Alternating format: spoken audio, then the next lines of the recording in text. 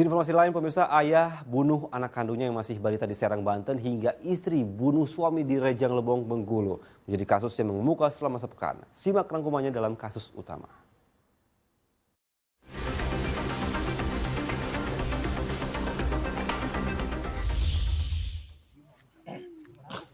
Seorang wanita di Rejang Lebong, Bengkulu tega membacok suaminya hingga tewas di sebuah perkebunan. Perempuan berusia 38 tahun itu diduga mengalami depresi karena kerap terlibat cekcok dengan korban.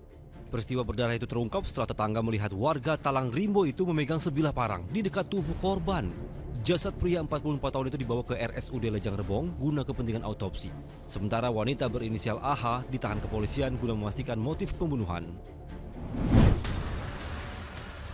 Berdalih mendapatkan bisikan gaib biar cepat kaya, seorang pria di Serang, Banten tega menghabisi nyawa anak kandungnya yang berusia balita. Bocah malang itu dibunuh saat tertidur di samping ibunya. Tersangka ditangkap kepolisian di sebuah perkebunan. Lelaki berusia 30 tahun itu sempat membuang golok yang diduga dipakai membunuh anaknya. Tersangka kini merekam di balik jeruji dan terancam hukuman 15 tahun penjara. Kepolisian juga berencana memeriksa kejiwaan tersangka.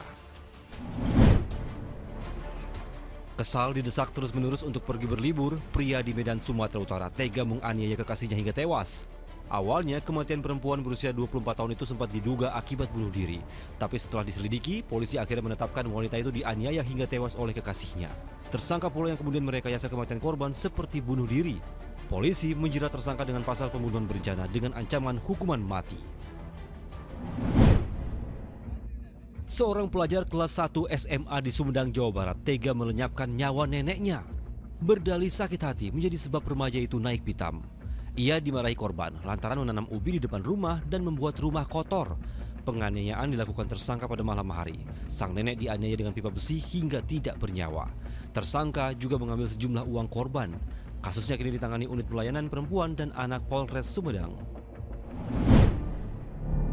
Seorang perempuan yang berolahraga di atas treadmill atau mesin lari di sebuah pusat kebugaran di Pontianak, Kalimantan Barat terjatuh dari lantai 3. Ia tewas dengan luka robek di kepala hingga lebam di badan dan wajahnya.